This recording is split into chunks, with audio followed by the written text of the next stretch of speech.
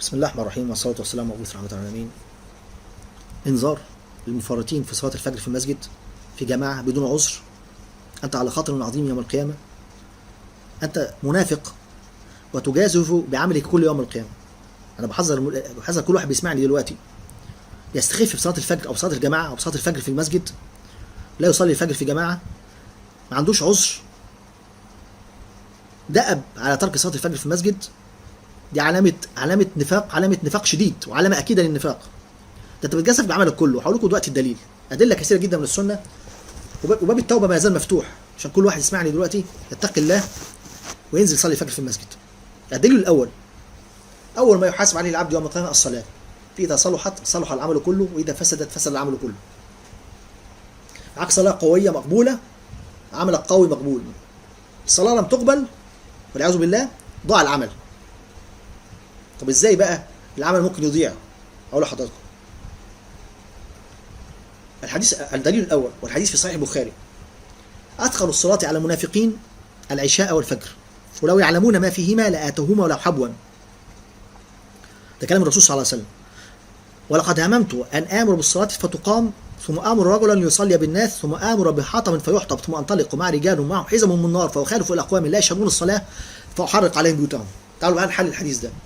الرسول صلى الله عليه وسلم بيقول: اثقل الصلاة على المنافقين، ده في الجامع، العشاء والفجر، ولو يعلمون ما فيهما. يعني المنافق ده لو يعرف لاتوهما ولو حبوا، يعني لو مش قادر يمشي يحبي كالطفل الرضيع، يلحس الارض حتى يصل الى المسجد. بعدين بيقول ايه عليه الصلاه والسلام؟ يبقى علامه النفاق ايه؟ لو انت تقيل مستثقل ان انت تروح الجامع تصلي الفجر في الجامع، يبقى ده منافق. ليه؟ اولا انت تعصي ربنا، بينادي عليك وما بتروحش. لو واحد في الدنيا قال لك تعالى عشان هتعمل لي عمل معين مدته ربع ساعه، وقت صلاه الفجر بالظبط في الجامع والناس بتصلي الفجر، بس انت مش هتصلي الفجر، انت هتعمل لي العمل ده وهدي لك 100,000 جنيه، هتروح ولا مش هتروح؟ هتروح. ولو واحد قال لي مش هروح، ساقول له انت كاذب. ده انت مش هتنام طول الليل، ده انت هتبات على باب الجامع. لكن ربنا لما بينادي عليك ما بتروحش، يبقى انت توقر هذا الشخص، ما بتوقرش رب العالمين سبحانه وتعالى. مش لو واحد قال لك تعالى هديك 100,000 جنيه هتروح؟ طب ربنا بيقول لك تعالى والحي على الصلاه، ما بتروحش. يبقى انت تفضل حطام الدنيا على الثواب العظيم اللي انت مستنيك. وهقول لكم دلوقتي ثواب الفجر، صلاه الفجر بيساوي قد ايه. وبتوقر شخص وما بتوقرش ربنا. طب ده نفاق ولا مش نفاق؟ ده شرك ولا مش شرك؟ رياء وشرك. لما انسان يفضل واحد من المخلوقين على ربنا، ويفضل حطام الدنيا على حطام، ربنا بيناديك وما بتروحش. لكن لو واحد قال لك تعالى هديك 100,000 جنيه هتروح. طيب، اثقل الصلاه على المنافقين العشاء والفجر، ولو يعلمون ما فيهما لاتوهما ولو حبوا. ده مش كده وبس: ولقد هممت ان امر بالصلاه فتقام، ثم امر رجلا يصلي بالناس، وبعدين ثم امر بحطب فيحطب، ثم انطلق مع رجال معهم حزم من نار فاخالف الى اقوام لا يشهدون الصلاه فاحرق عليهم بيوتهم. الرسول صلى الله عليه وسلم عايز يروح بيتك ويحرقه. طب ايه اللي منع الرسول صلى الله عليه وسلم من فعل ذلك؟ قال: لولا ما في البيوت من النساء والذراري لخالفت الى اقوام فحرقت عليهم بيوتهم. يعني الاطفال والنساء الذين ليس لهم ذنب لذهبت الى هؤلاء الناس وحرقت البيوت فوق دماغهم. طب بالله عليك، واحد الرسول صلى الله عليه وسلم سموه منافق، واحد الرسول صلى الله عليه وسلم هم من يسيب صلاه الجماعه بسببه، واحد ده مشكله وبس، ده عايز يروح بيته، يبقى ربنا هيبارك له في عمله يوم القيامه؟ جاوبوني انتوا. مش ممكن. يبقى ده الدليل الاول. الدليل الثاني: لمن سمع نداء في صحيح ابي داود فلم يمنعه من ان ياتي عذر فلا صلاه له. فلا صلاه له. يعني ايه فلا صلاه له؟ يعني ما صلاش خالص، كانه ما صلاش. الدليل الثالث، حديث، خلي بالكم الحديث ده صحيح ما فيش فيه. الدليل الثالث في مسند الامام احمد: من سمع النداء، لا الحديث ده في برضه مسند ابو داود: فمن سمع النداء فلم يلبه من غير عذر لم تقبل منه الصلاة التي صلاها. قال رسول الله: ما العذر؟ قال: خوف أو مرض. خلي بالكم، لم تقبل، كلام واضح، لم تقبل منه الصلاة التي صلاها. قال: خوف أو مرض. عشان كده ابن القيم وابن تيمية والإمام داود الظاهري والإمام الأوزاعي والإمام أحمد بن حنبل في أحد أقواله قالوا اللي يسمع النداء ما يروحش من غير عذر، و99% ما بيصلوش الفجر في الجامع ما عندهمش عذر، صلاته باطلة ولازم يعيد الصلاه تاني، خلي بالكم صلاته باطله ولازم يعيد الصلاه تاني. وهحط لكم الكلام ده تحت الفيديو. يبقى قالوا يا رسول الله ما العذر؟ قال خوف او مرض، ومش اي خوف، مش اي مرض، لازم يكون خوف شديد. شوف الرسول، شوف الصحابه بيقولوا ايه، كان يؤتى بالرجل منا يحمل بين رجلين يتهادى تخط رجلاه في الارض حتى يقوم في الصف، مشلول يحمل حملا يجر على الارض، هو مشلول. الناس بتخاف من ربنا. لذلك ابن عبد الله بن الزبير كان في سكرات الموت، في سكرات الموت، سمع الاذان قال لهم شيلوني ودوني الجامع. قالوا ازاي نودي شيل كنت في الحاله دي، انت عندك عذر قهري، عذر شديد. قال لهم ما اقدرش اسمع الاذان وما اروحش. شالوه حطوه صلى ركعه مع الامام ومات في الصف وهو بيصلي. خلي بالكم. يبقى عذر قهر، قاطع طريق، كلب عقور، غير كده ما ينفعش، لا تقبل الصلاه. الدليل اللي بعد كده عبد الله بن ام مكتوم ذهب الى الرسول صلى الله عليه وسلم، قال رسول الله، والحديث في صحيح مسلم وفي مسند الامام احمد صحيح، قال رسول الله انا ضرير شاسع الدار عمي بصري ومع غلام لا يلائمني، او تجد رخصه اصلي في بيتي؟ قال له تسمع نداء؟ قال نعم. قال لا اجد لك رخصه. تعالوا بقى نحلل الحديث. انا ضرير اعمى شاسع الدار، يعني بيتي بعيد جدا، كان بيته على بعد 5 كيلومترات، كان بيمشي كل يوم 5 كيلو من بيته للمسجد النبوي، يمشي 5 كيلو الساعه 3 الصبح او الساعه 4 الصبح في طرق المدينه الوعره من 1400 سنه في البرد القارس، وهو اعمى معاه غلام لا يلائمني، معاه غلام مش مريحه. والرسول قال له لا مالكش رخصه، لازم تروح، مش بتسمع النداء، مش ربنا بينادي عليك، لازم تروح. خلي بالكم. يبقى عبد الله بن ام مكتوم الاعمى اللي بيمشي 5 كيلو انتوا عارفين طرق المدينه من 1400 سنه كانت عامله ازاي؟ عارفين الطين عامل ازاي؟ ارض وعره، مطبات وطين. عارفين البرد الشديد في الشتاء بيعمل ازاي؟ لما واحد اعمى يمشي 5 كيلو وانت مبصر وجنب البيت 20 30 خطوه مش عايز تنزل، يبقى ربنا هيبارك لك في عملك. الرسول صلى الله عليه وسلم يقول الصلاه غير مقبوله. كيف تقابل رب العالمين سبحانه وتعالى؟ مش ممكن انسان يكون عنده دم ويسمع الدليل ده وما ينزلش يصلي الجامعه بس في الفجر في الجامع. ولو سمع وما نفذش يبقى الانسان بقى متكبر، انسان متخاذل، انسان يستحق ما يستحق. ازاي عبد الله بن ام مكتوم يمشي 5 كيلو والرسول يقول له لا؟ الرسول صلى الله عليه وسلم ارحم خلق الله، ما عذروش. قال له لا، قال له مش بتسمع النداء؟ قال له بسمعه. بس تمشي، لازم تنزل تمشي 5 كيلو وانت اعمى، وانت مش عايز تمشي 20 خطوه وانت مبصر. بعدين مستني ايه يوم القيامه؟ والعمل مبني على الصلاه، خلي بالكم. اذا صلحت صلح العمل كله، واذا فسدت فسد العمل كله. طب صلاه غير مقبوله والعمل مبني على الصلاه، يبقى العمل هيبقى عامل ازاي؟ جاوبوني، احنا بنتكلم بالادله. طب دليل تاني، عبد الله بن مسعود يقول ايه؟ كنا نعد المتخلف عن صلاتين من صلاه الجماعه منافقا معلوم النفاق. مش منافق بس، الصحابه كان رجل منا اذا تخلف عن صلاتين من صلاه الجماعه اسانا به الظن. يعني ايه اسانا به الظن؟ اعتبرناه منافق، ما يجوش بقى يدوروا عذر من غير عذر، يكتبوه مع المنافقين، ولما يموت ما يصلوش عليه، يشكوا فيه، خلاص مش بيسمع النداء ما بيروحش. لان هذا كان دأب المنافقين امر الرسول صلى الله عليه وسلم امن المدينه.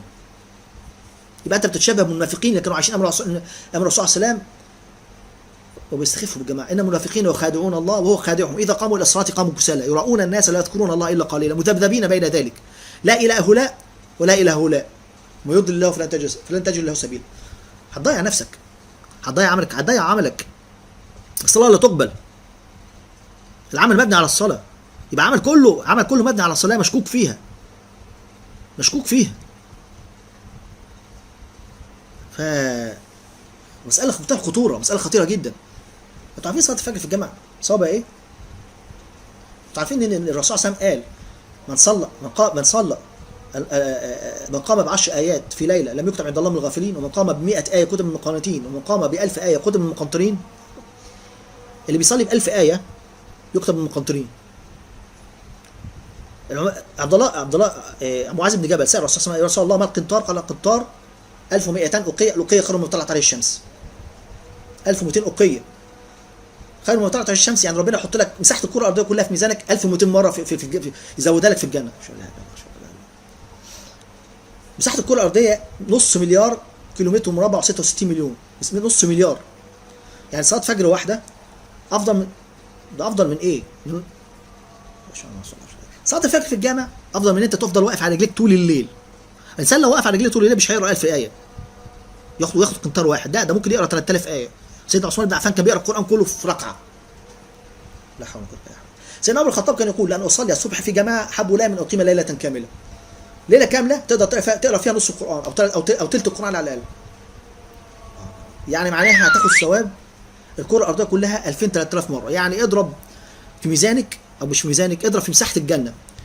مساحتك في الجنه هتزيد، اضرب بقى مش 1200 مره، اضرب في 2000 كمان. اذا كانت مساحه الكره الارضيه 500 نص مليار كيلومتر مربع، اضرب الكلام ده في 2000. يعني 500 مليار او 1000 مليار كيلومتر مربع تزيد في مساحتك في الجنه. ده في يوم، ده في يوم واحد بس، بلا مبالغه. لان صلاه الفجر في الجامع افضل من انت تقف على رجليك طول الليل ما تنامش تقرا، مش افضل من انت تصلي ب 100 ايه. 100 ايه اللي الواحد بيصليها في 5 دقائق بيتكتب له قيام ليله. لكن 1000 ايه بتاخد قنطار، يعني بتاخد قد الكره الارضيه 1200 مره. خساره فادحه جدا جدا جدا. هي دي صلاه الفجر في الجامع. بعد كده الخساره بعد كده تخسر النور العظيم اللي هتعدي بيه على الصراط كالبرق. الرسول صلى الله عليه وسلم يقول في الحديث: بشر المشائين في الظلم بالنور التام او النور العظيم يوم القيامه. والحديث ده حديث حسن. يبقى هيبقى معاك دور ضعيف، هتمشي على الصراط تترنح وتقع. والناس على الصراط على اساس اصناف: ناج مرسل او مار مخدوش او هاون في نار جهنم. اللي بيصلي فجر في الجامع كل يوم هيبقى معاه نور عظيم هيعدي كالبرق او كلمح البصر. يبقى جواز المرور على الصراط اللي هو ادق من الشعر او حد من السيف، وهتمشي عليه وهو تحت منك جهنم، وعشان يبقى معاك نور عظيم تقدر تعدي على الصراط بسرعه، صلاه الفجر في الجامع هي دي بتديك النور العظيم. لو ما صليتش الفجر في الجامع هتضيع منك النور العظيم، هيبقى معاك نور ضعيف، هتمشي تترنح وتخمش وتلسع في الوجه وفي الكتفين وانت ماشي على الصراط، بعدين تقع في جهنم. او تصل الى الجنه، ممكن تصل الى الجنه بس تصل متاخرا وتكون في الدرجات الادنى في الجنه بعد ان تحرق في الوجه والكتفين، بس مجازفه شديده جدا. لان الصراط ده اصعب موقف يوم القيامه. ازاي هتمشي على الصراط يوم القيامه وهو ادق من الشعر وحد بالسيف تحت منك؟ حوالين الصراط في كلاليب يتطاير منها شرر كالقصر كانه جمالات صفر. هتمشي ازاي؟ بتخمش الناس وتسمعهم بالطياره من فوق المسجد، فوق الصراط. محنه ما بعدها محنه، هتندم على كل صلاه فجر وانت على الصراط يوم القيامه. مش كده وبس، ده في خساره ثالثه كمان، خساره فادحه. بعد ما تدخل الجنه تحرم من رؤيه رب العالمين كثيرا في الجنه ولا تراه الا مره كل اسبوع. شوف الحديث ده، اقول لكم دليل من السنه. الرسول صلى الله عليه وسلم قال في الحديث: انكم سترون ربكم كما ترون هذا القمر في السماء لا تضامون في رؤيته. انكم سترون ربكم يوم القيامه كما ترون هذا القمر في السماء او هذا البدر في السماء لا تضامون في رؤيته، فان استطعتم على الا تغلبوا على صلاه قبل شروق الشمس وقبل غروبها فافعلوا. العلماء قالوا ايه؟ قالوا هنرى رب العالمين سبحانه وتعالى مرتين. ده مين؟ اهل الدرجات العلى اللي بيحافظوا على الجماعه، اللي بيحافظوا على الفجر كل يوم في المسجد. لذلك هناك اثر اخر ان اهل الفردوس الاعلى لا يرون ربهم مرتين كل يوم، وان اهل الدرجات الادنى لا يرون ربهم مره كل اسبوع. شوفوا الفرق. فرق لان اللي بيحافظ على الفجر كل يوم في جماعه ارتفع معاه نور عظيم، مر كالبرق على الصراط كالبرق، وصل لدرجات العلى في الجنه يكون اكثر رؤيه لرب العالمين سبحانه وتعالى بكثير من اللي في الدرجات الادنى في الجنه. هقول لكم دليل تاني من السنه. الحديث حديث حسن صحيح: إن أدنى أهل الجنة منزلة لا يرى نساءه وقصوره وخدمهم مسيرة 1000 عام، وإن أعلاهم منزلة لا يرى ربه غدوة وعشية، يعني مرة الصبح ومرة بالليل. خلي بالكم من الرسول صلى الله عليه وسلم هنا في الحديث ده لما اتكلم على أدنى أهل الجنة ما جابش سيرة رؤية ربنا خالص. إن أدنى أهل الجنة منزلة اللي هو هيكون آخر الناس خروجا من النار والعياذ بالله، لا يرى نساءه وقصوره وخدمه مسيرة 1000 عام. طب فين رؤية ربنا؟ ما جابش سيرة رؤية ربنا. وإن أعلاهم منزلة لا يرى ربه غدوة وعشية. طب فين النساء والقصور بالنسبة للراجل اللي في أعلى درجات الجنة؟ ليه الرسول صلى الله عليه وسلم ما ذكرهاش؟ مع إنه له نصيب مليار مرة قد اللي في الدرجات الأدنى. مليار مرة أو يمكن يعني ما أقدرش أحصي الفرق بين اللي في الدرجات الأولى في الجنة ودرجات لكن لأن رؤية النساء والقصور والخدم لا تساوي شيئا بالنسبة لرؤية رب العالمين سبحانه وتعالى في الجنة. لا تساوي شيئا. الجنة كلها كوم، ورؤية ربنا سبحانه وتعالى في الجنة كوم تاني. رؤية ربنا سبحانه وتعالى في الجنة أفضل المناقب على الإطلاق، وأعظم المناطق وأعظم المتع في الجنة على الإطلاق. إذا كان رب العالمين سبحانه وتعالى يقول الذين أحسنوا الحسنى وزيادة ولا يرهق وجوههم قتر ولا ذلة أولئك أصحاب الجنة هم فيها خالدون في سورة يونس. فالعلماء قالوا الحسنى هي الجنة، والزيادة اللي هي أفضل وأعلى من الجنة رؤية رب العالمين سبحانه وتعالى. لذلك الرسول صلى الله عليه وسلم بيقول في الحديث، يقول إيه؟ لو أن امرأة من أهل الجنة نزلت إلى الأرض لطمس نورها نور الشمس كما تطمس الشمس نور النجوم. لو واحدة امرأة من أهل الجنة، أنا بتكلم على مخلوق، مش بتكلم على جمال الخالق ولا نور الخالق، أنا بتكلم على نور مخلوق في الجنة. لو أن ولا امرأة من أهل الجنة نزلت إلى الأرض في الدنيا لطمس نورها نور الشمس كما تطمس الشمس نور النجوم. يعني لو نزلت بالنهار الشمس تختفي، الشمس اللي هي حجمها قد حجم الكرة الأرضية 1,300,000 مرة، ودرجة حرارة المركز فيها 1,000,000 درجة مئوية. لو واحدة من أهل الجنة، واحدة من الحور العين نزلت، الشمس تختفي من نورها. طب أما النور ربنا يبقى عامل إزاي؟ جماله يبقى عامل إزاي؟ يبقى أنت شوف أنت خسرت إيه في الجنة؟ خسرت أول حاجة النور العظيم اللي هتعدي بقى على الصراط وتمشي تترنح على الصراط، أصعب موقف يوم القيامة. الخسارة الثانية خسرت ميراثك العظيم في الجنة زي ما قلنا، لأن ميراثك في الجنة لو أنت صليت في كل صلاة فجر لا يزيد عن 1000 مليار كيلومتر مربع، لأن صلاة الفجر في الجامع بتساوي قيام، لا بتساوي أفضل من إنك أنت تقف على رجليك طول الليل تقرأ القرآن كله أو تقرأ نص القرآن. وقراية 1000 آية بس بتساوي قنطار، والقنطار بيساوي 1200 أوقية، الأوقية أكبر من مساحة الكرة الأرضية كلها زي ما الرسول صلى الله عليه وسلم قال في الحديث الصحيح. يبقى بتضيع ميراثك في الجنة، بتضيع ميراثك في الجنة كل يوم قد الكرة الأرضية كلها آلاف المرات، ومساحة الكرة الأرضية نصف مليار كيلومتر مربع. يعني دي لا مبالغة، أقسم بالله العظيم أن لا أبالغ. اللي بيصلي الفجر كل يوم في الجامع أفضل من اللي يقف على رجليه طول الليل، يعني أكتر من 1000 مليار كيلومتر مربع. يبقى ضيعت النور العظيم اللي هتعدي بقى على الصراط، ضيعت ميراثك العظيم في الجنة أكتر من 1000 مليار كيلومتر مربع. بعد ما تخش الجنة، حتى لما تخش الجنة هتحرم من رؤية رب العالمين كثيرا في الجنة، ولا تراه إلا مرة في الأسبوع، وتكون أقل جمالا ونورا وبهاء بكثير جدا من اللي بيشوف ربنا كل يوم الصبح وبالليل، إنه بياخد بهذا النور بعمل زي الشمس. خسارات فادحة. فطبعا لو أنت ترضى لنفسك هذه الخسارات خليك بقى ما تصليش الفجر في الجنة، لكن أقسم بالله العظيم ستعلم هذه الخسارات وأنت على الصراط، وعندما تدخل الجنة، وعندما تجد نفسك فقيرا في رؤية رب العالمين في الجنة، وهتندم أشد الندم على تفريطك في صلاة الفجر في الجنة. فهكتب لكم الكلام ده سخون شهور الشهر العين في ثواب عظيم. السلام عليكم ورحمة الله.